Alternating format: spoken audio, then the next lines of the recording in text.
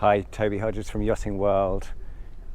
Very, very excited, not just to be in a hot and sunny Tuscany marina, Punta Alla, but here to introduce for the first time to get to see and maybe even sail the most exciting boat beyond a shadow of a doubt of 2022.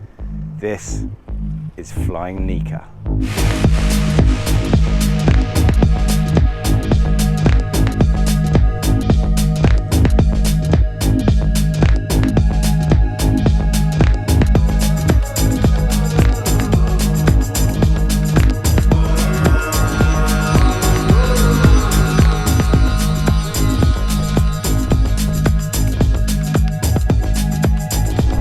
22 knots upwind.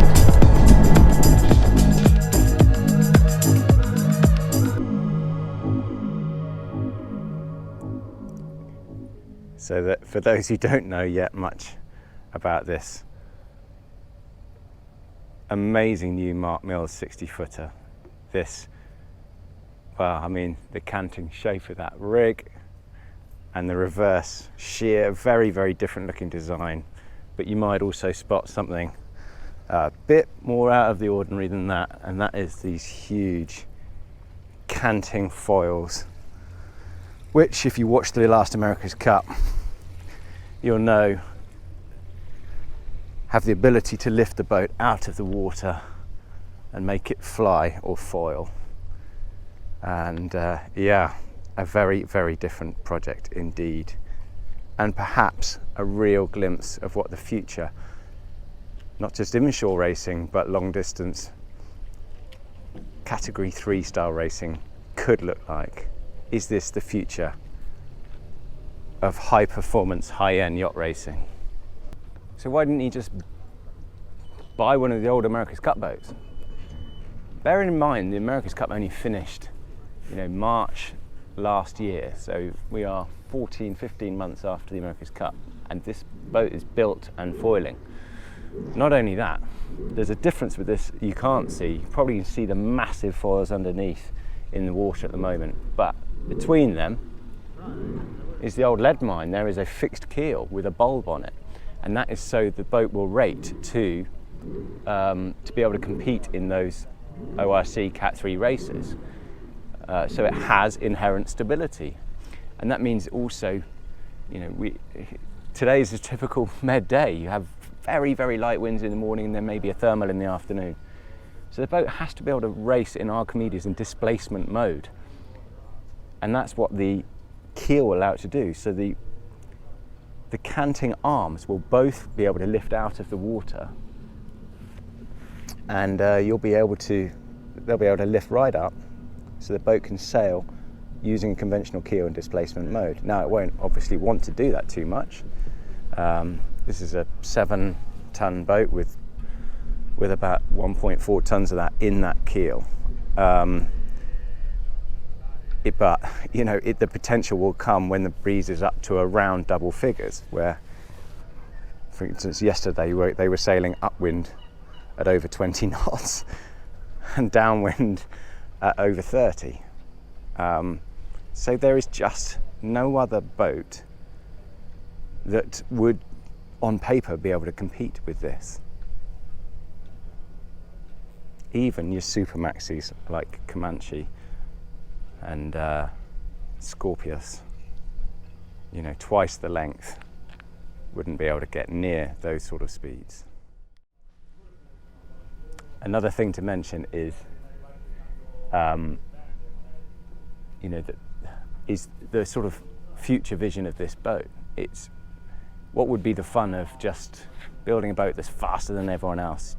You'd win everything. But Roberto Lacorti wanted this to be built to a budget so that future owners, potential owners of Maxi 72s and that sort of thing, could, buy the rights to this design, buy a similar boat to this, build it, and they could race against each other in a box rule, one design style format, which could be incredibly exciting indeed. And the fact that they've built it to the budget of a Maxi 72 or even less, which is a tenth the price of America's Cup boat, is pretty impressive. Everyone. Roberto, very nice to meet you. Can you tell us, please, what it is you wanted to create? Number one goal with this amazing machine. Yes, this is for everyone.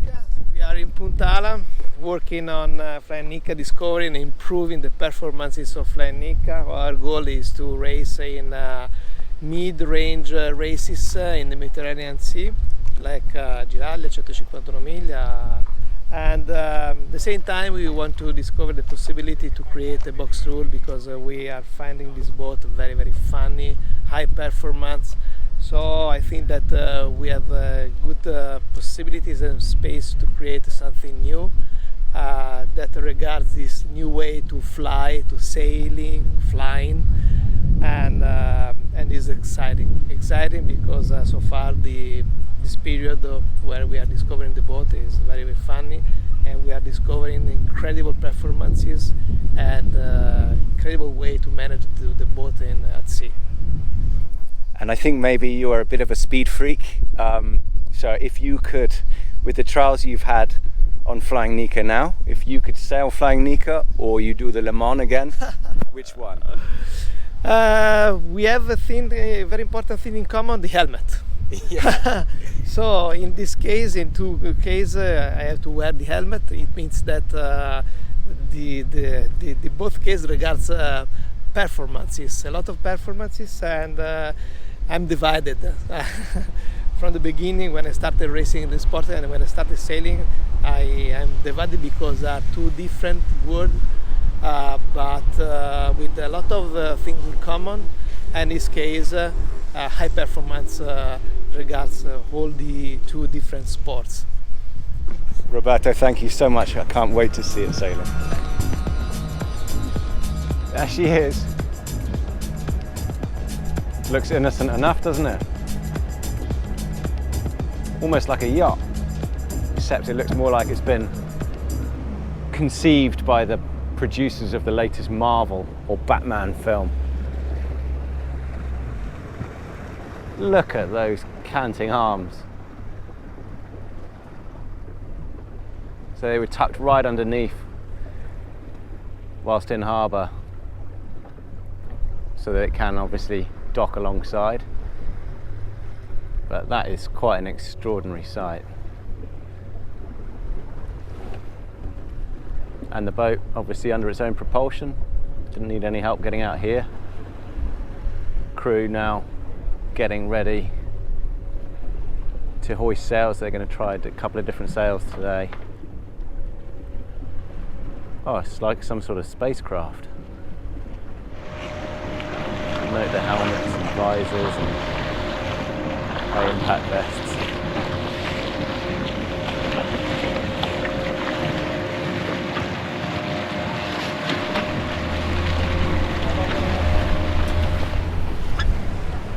They've just bared away. I've just got my camera out and it's already foiling. You can see it already lifting out of the water.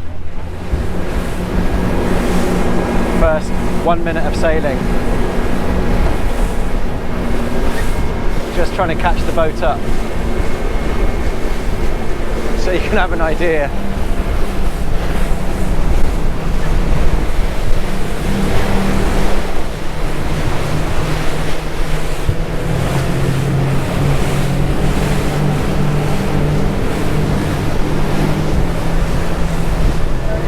Let me try and introduce this here, otherwise you won't hear a thing when I step out of this cuddy.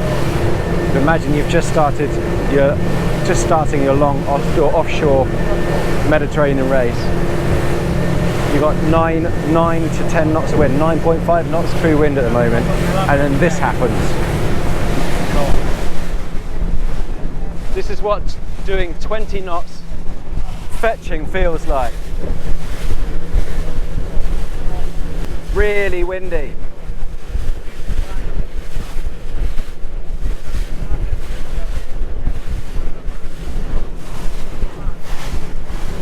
Doing about 18 to 20 knots.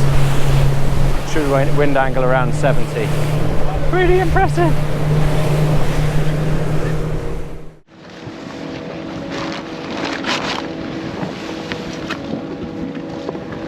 So while they're changing head sails here from the J1 to the J2, so a smaller head sail, we've got the chance to see a little bit here while I can talk without too much wind noise, but you can appreciate already the amount of engine noise you get just to drive the hydraulics. This amazing ramp deck aft here, it's like a big kid's slide, but obviously the crews each side, 3 each side, are in these flat cockpits, deep wells in them, so you've got the working part here for the lines, and then the other thing you notice is how, you know, the helmsman is right forward here, so full views out forward, because you see there's no visibility through under the skirt below the boom. So you're straight out onto the foredeck here, and the head sail, and yeah, full vision of what's going on around. This is a pretty amazing machine, and this is probably as good a view as you're going to get of the clean foredeck with the foils out, so we can have a good look at them here. Real Batmobile things, aren't they? Other thing you'll notice here is the concave sculpted out foredeck and the chamfered top sides there that go over to the freeboard itself.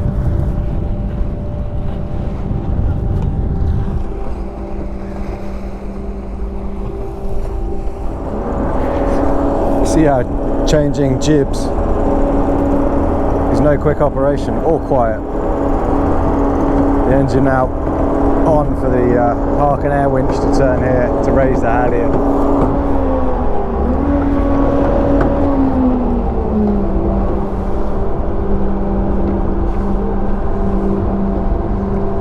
Going yachting on this is like taking a spaceship out.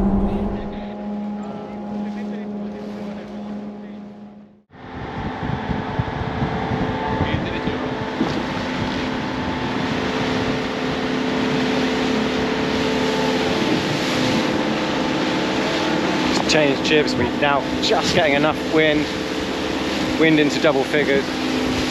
We're already foiling on the J2.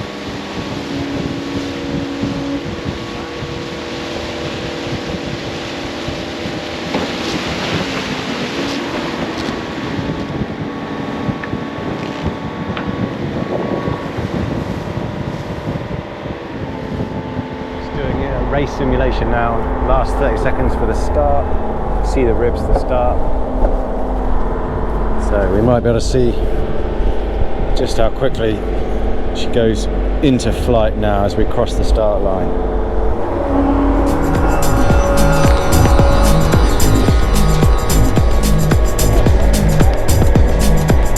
Jib coming in, main powering up.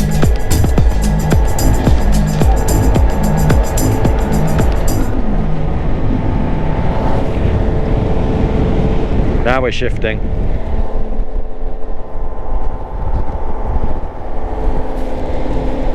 I'd say we would have left any competitors dead on the start already.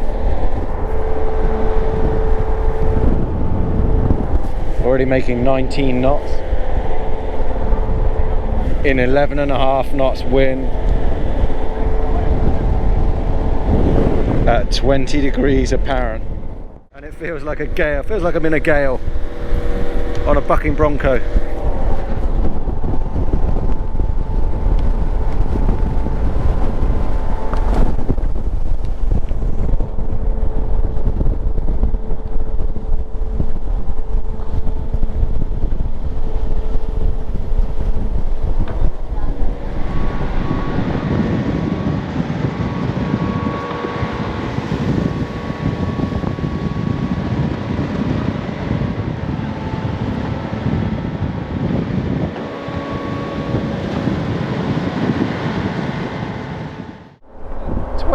Knots upwind.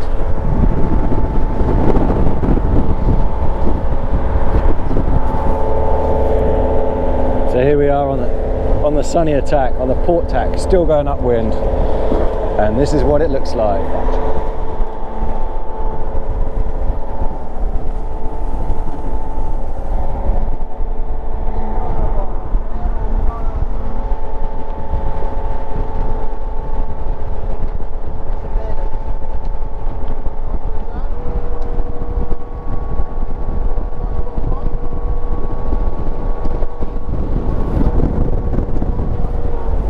the engine noise becomes less of an issue at this speed because you can't hear it because of the apparent wind.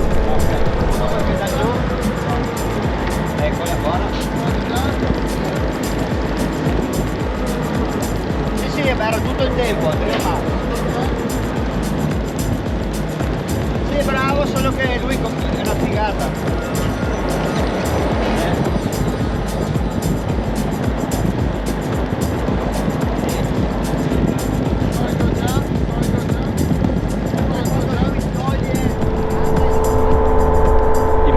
Notice much difference, but we're now on the downwind leg,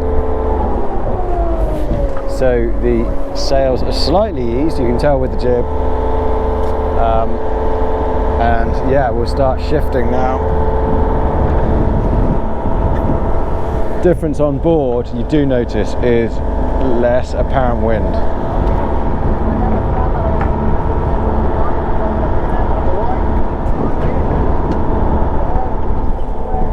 Looks like we're preparing for a jibe.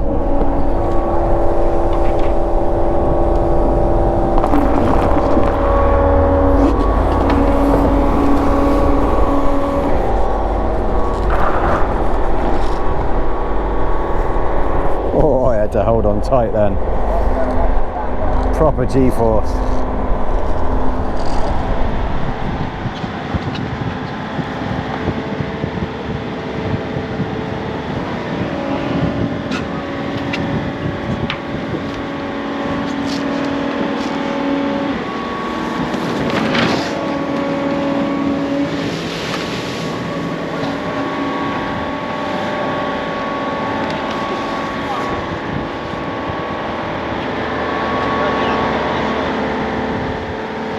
Building speed again here on the downwind leg, so just jibed. Goes into displacement briefly, upwind a little bit, back on the foils, and now already 25 knots.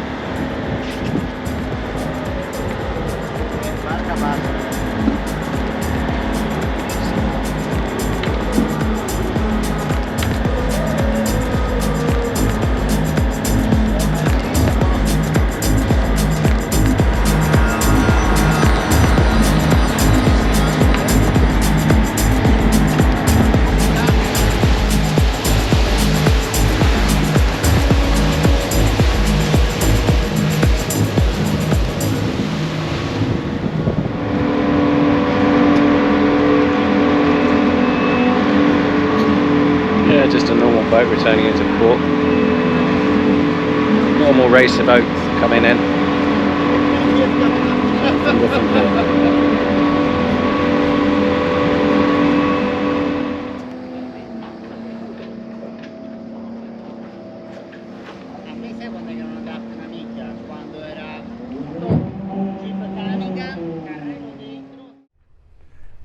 Back on the dock.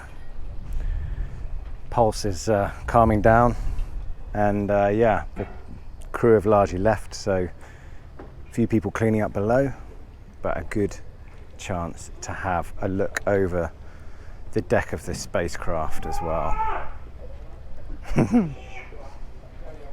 There's a bit of mechanics going on below, I think, trying to get the PTO off maybe. Anyway, starting from aft here, you get a good sense of just how ramped up that deck is. The reason is that this is just, it's aerodynamics. There's no point in having that height coming all the way aft here. You don't need it. You only need it where the rams go in. They're experimenting here with this part below the boom, putting a deck sweeper in there, which means you don't lose that extra pressure of wind in that gap between. So that's just a prototype one in there at the moment. There are guardrails that go around this deck, same as the stanchions here, to protect it, class 3 regulations. Yeah, back here you can see the long sweeping traveller for the boom and mainsail.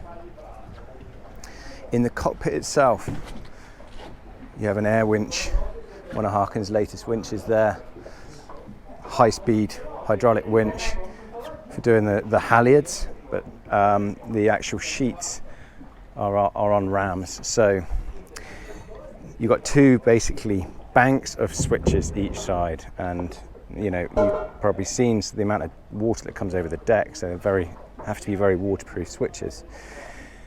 You've got the trimmer who goes aft here, whilst the leeward helmsman is controlling the flight control panels. So trimming, you have just a support of those is that this is basically the on-off switch for the autopilot, and when I say the autopilot, it's for the flight control mechanism. So on the rudder is an automatic elevator which is controlling the rudder height, the pitch height of that, and you can adjust that manually here, or turning the autopilot for that off or on with that green button.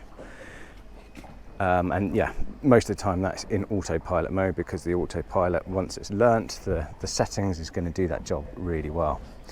Here you have the jib sheet in and out, the jib in and out, and the jib Cunningham. And if you've probably noticed, you know, there are no backstays on this, there are no runners, and the other thing is that they're helix sails. So helix north sails are load sharing sails, which means 80% of the load of the sail is 80% of the headstay loads are in the sail, rather than only 20% on the actual headstay itself. So they're very structural sails. So fine tuning them is very important. You also probably would have seen how loose the verticals were when we are to leeward, especially going upwind. So yeah, monitoring the loads on those is super important. That is the wing mast, so the rotating mast. You rotate the angle of the mast using those controls. The Cunningham for the main, the outhaul for the main sheet, and the traveller. The traveller obviously on the aft deck, the slack is so that there's a control for that traveller, so you can set the car in exactly the right place you want it on the other tack. These bracing points each side, really important. Obviously, big difference over America's Cup style boats is the helmsman is forward, and that was, you know, a decision taken early on. They're not match racing against others. They don't need to be able to see that sort of thing, but they do want to see the sea. They want to see out. They want to see what's in front of them, rather than just a couple of crew members' heads. So obviously, great vision from here. Now standing here. We also have the flight control manual override, same as the elevator one aft, and then these are your manual flight controls for the height, the pitch, the trim.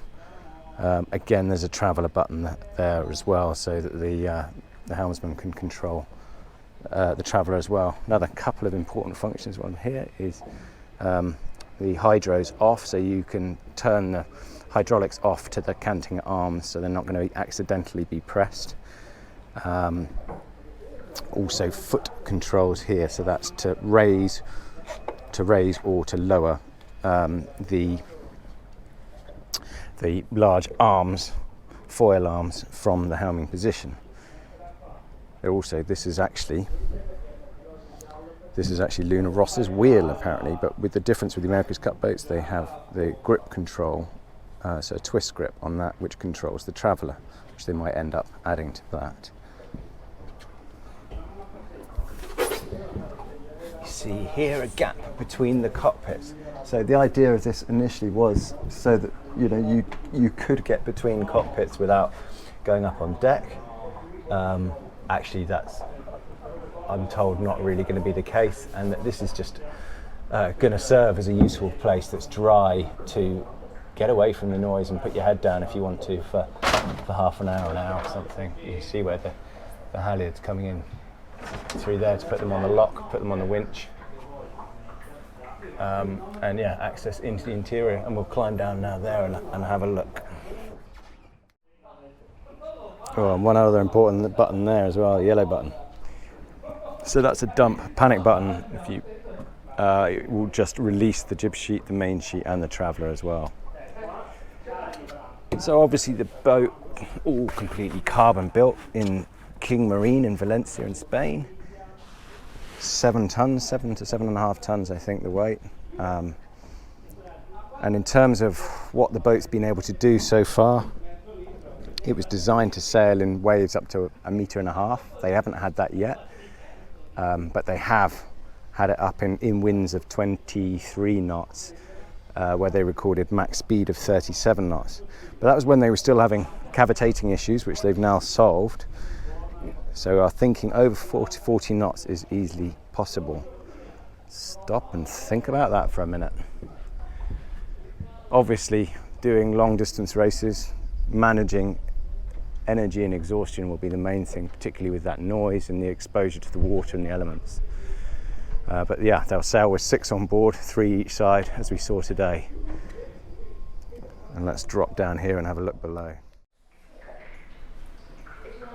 So no surprises in here, it's a black shell. Empty, just, yeah, ring frames and stringers really. With a difference to, I imagine, highly expensive Caraboni titanium rods there driving the rotating foil arms. Yeah, they've got ring bulkheads each side, and yeah, the difference actually in the structure, there is an aluminium basically between that string, those 2 stringers going forward. This is an aluminium canoe shaped body built under there to help take those loads and for the impact resistance of the hull slamming. Empty obviously forward and aft really, apart from hydraulics and wiring and the mechanics. So no, there are no berths. They thought about putting a couple of berths in, but really not much point. You know, you need to be, when foiling, you're always wearing a helmet. It's too much to crash around. So much noise down here. Sort of the reason why they didn't go with the engine insulation as well, because not much point. They're all wearing their headgear. So it's a lot about the hydraulics really. Those orange hoses there, 500 bar pressure in the hydraulics. Water intakes from the keel to the cooling water for the engine. Gyro, stabilized compass there, and then hydraulics all mounted on that central bulkhead with a fuel tank there. It's a proper crash-proof helicopter style 200-litre fuel tank. Crash-proof as in it has foam inserts in there so fuel doesn't splosh around. Electronics on that other central bulkhead below the cockpit, and then you have a 110 horsepower Myanmar engine there, but obviously it's been heavily modified to do the job it's being asked to do, which is to run at very high revs. It has a PTO, a power takeoff on the aft end of it, and a power pack, a separate power pack as well, to help drive all of these hydraulics. And then the other neat thing seen from the aft end of that engine block is that the shaft is completely separate back there. It's got the furler set actually below deck itself there, and yeah, it is on a furler, but that means they can lose this head sail on that high-speed winch in a second, literally. And then the deck goes forward and basically angles away. You do have a tack point there to use a furling head sail off, and then the point of the wand is you've got a sonar off there constantly measuring the ride height, and obviously the carbon mast for the wind instrument out there as well. I've got to admit, I came here skeptical, excited but skeptical. What was the point in building another foiling boat? Why not?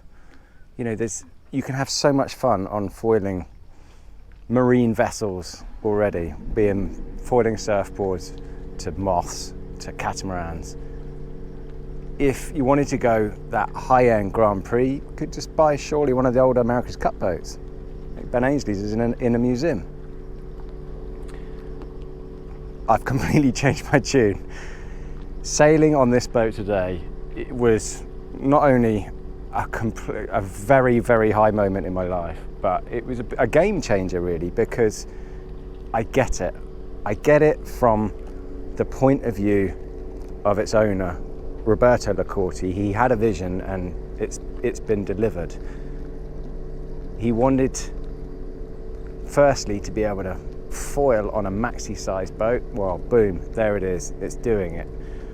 And also you have to put yourself in the mindset of someone like that, a successful businessman and a racing car driver, a person with a need for speed. And I just can't imagine now going back one, having done that, as in, imagine if you could do that, what would you do? You'd want to have the fastest car or the fastest boat, whatever, and smoke everyone else in the water. Well, I think we're going to see that do that on the Maxi circuit. It's been a pleasure. I hope you've enjoyed the tour.